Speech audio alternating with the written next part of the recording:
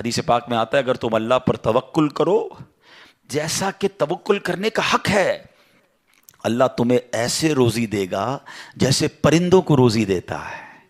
کبھی امیجن کیا آپ نے پرندوں کو روزی کیسے ملتی؟ یہ حدیث میں ایسی اچھا ہو سکتا ہے انسانوں کے بارے میں فرمایا جاتا، نبی پاک فرما دیتے، جانوروں کے بارے میں فرماتے، پرندوں کے بارے میں کیوں فرمایا؟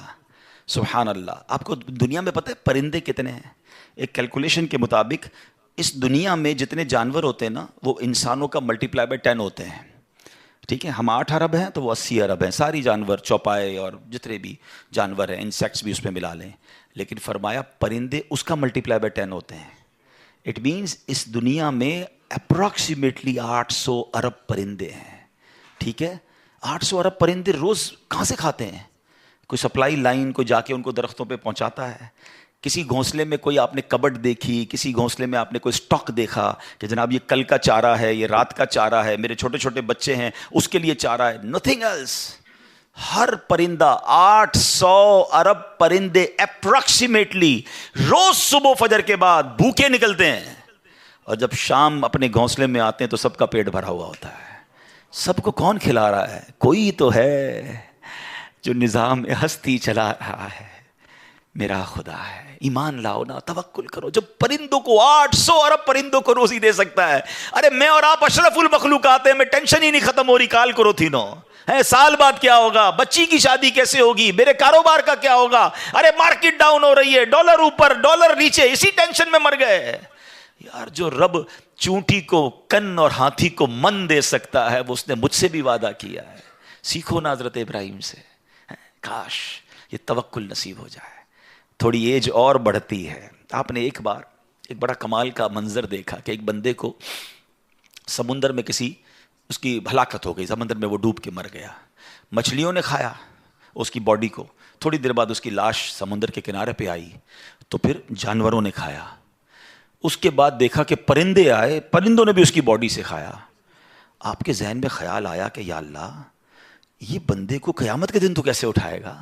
ایمان تو تھا مگر اس کی باڈی کے اجزاء تو 3 الگ الگ مخلوقات کھا گئیں، اور قیامت کے دن یہ واپس کھڑا ہونا ہے اس نے۔ تو سبحان اللہ، آپ نے اللہ سے کہا وَإِذْ قَالَ إِبْرَاهِيمُ۔ پھر یہ دیکھیں حضرت ابراہیم کا یہ واقعہ بھی قرآن میں موجود، 3 پارے میں سورہ بقرہ۔ آپ کہتے ہیں وَإِذْ قَالَ إِبْرَاهِيمُ رَبِّ أَرِنِي كَيْفَ تُحْيِي الْمَوْتَى۔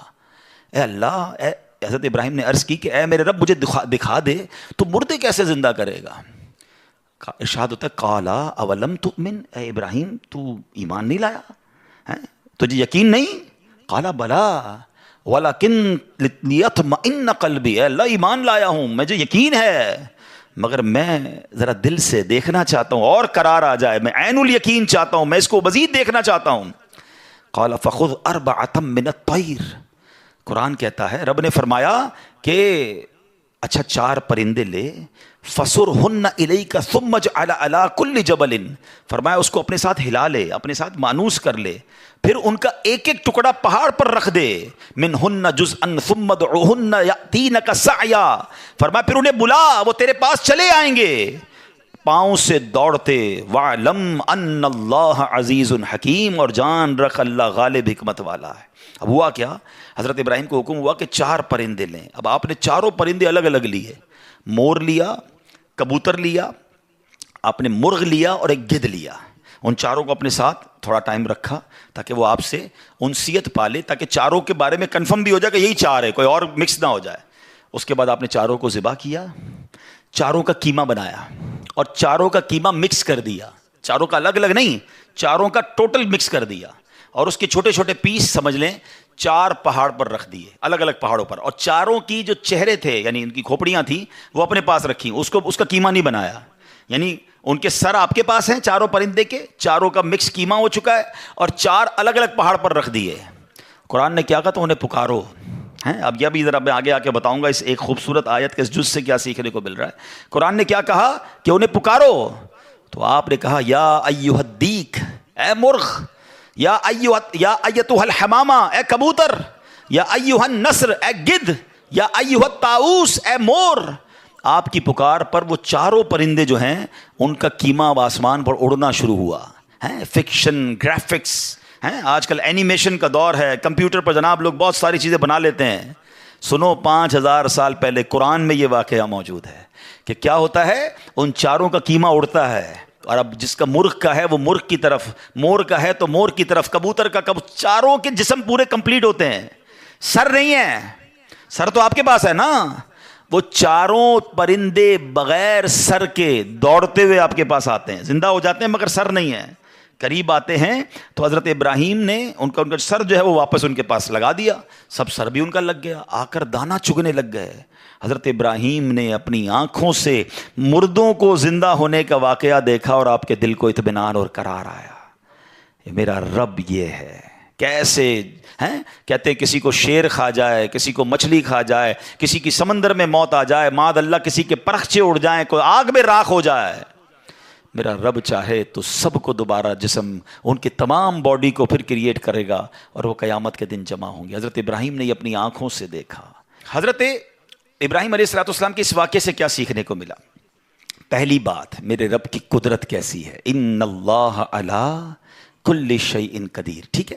دوسری بات، علماء کہتے ہیں، صوفیانہ تفسیر اس کی لکھی گئی کہ 4 پرندے کیوں لیے گئے، کبوتر، مور، گدھ اور چوتھا مرغ۔ فرمایا ان چاروں کی نا ایک بری خصلت ہے، مرغ ہے اس کے اندر شہوت بہت ہے، جو کبوتر ہے اس کو اپنی اڑان پر بڑا ناز ہے، بڑا تکبر ہے، بہت اونچا اڑتا ہے۔ فرمایا گدھ جو ہے اس کا کیا پرابلم ہے، گدھ کے بارے میں فرمایا کہ وہ لالچی بہت ہے۔ اچھا، پھر اس کے بعد ایک اور پرندہ ہے مور، اس کو اپنی خوبصورتی پر بڑا ناز ہے، وہ خوبصورتی کی وجہ سے بڑا پراؤڈ فیل کرتا ہے۔ تو فرمایا یہ 4 بری عادتیں ہیں، اس کو ذبح کر کے یہ پیغام دیا گیا کہ اگر تم بھی اپنی اونچی اڑان، اپنے اونچے مرتبوں، اپنے اونچے مقام کا تکبر چھوڑ دو، اپنی خوبصورتی پر گھمنڈ کرنا چھوڑ دو، ہوس اور شہوت کے بعد اپنے آپ کو بچا لو، لالچ کر کے دنیا کے بال کے پیچھے بیڑا غرق اپنا نہ کرو، اگر ان عادتوں کو ذبح کر دو تو اللہ آج بھی تمہارے دل کو زندہ فرما دے گا۔ ان کو زندہ کیا نا، فرمایا ان عادتوں کو ختم کرو، رب تمہارے دل کو زندہ فرمائے گا اور اس میں نور داخل فرما دے گا۔ اور علماء نے اس کی صوفیانہ تفسیر یہ لکھی۔ اور اب ایک اور عقیدے کی بات بھی، کنفیوژن پھیلانے والے بہت کنفیوژن پھیلاتے ہیں، میں تو قرآن سے آج آپ سے بات کر رہا ہوں نا۔ اللہ نے کیا کہا کہ انہیں پکارو، وہ تو دنیا میں نہیں تھے پرندے، مر چکے تھے، کیما بن چکا ہے، کیما بنے ہوئے پرندوں کو رب کہہ رہا ہے پکارو۔ حضرت ابراہیم نے کیسے پکارا، یا ایھا الدیک، یا ایتھا الحمامہ، آپ کبوتر کو پکار رہے ہیں، آپ گدھ کو پکار رہے ہیں، قرآن کہہ رہا ہے پکارو اور نبی پکار رہے ہیں۔ آج کسی کو نہ جانے یا رسول اللہ سے پرابلم ہو جاتی ہے، کسی کو یا غوث پاک سے یا پرندوں کو پکار رہے، قرآن کہہ رہا ہے، تو اس کا مطلب دنیا سے اگر کوئی چلا بھی جائے تو اس کو پکارنے میں کوئی خدا نہ خواستہ پرابلم نہیں ہے۔ اللہ سمجھ کے تھوڑی پکارتا ہے کوئی، اللہ کے بندے سمجھ کر ہی پکار رہے ہیں نا، اللہ کی مخلوق سمجھ کر پکار رہے ہیں۔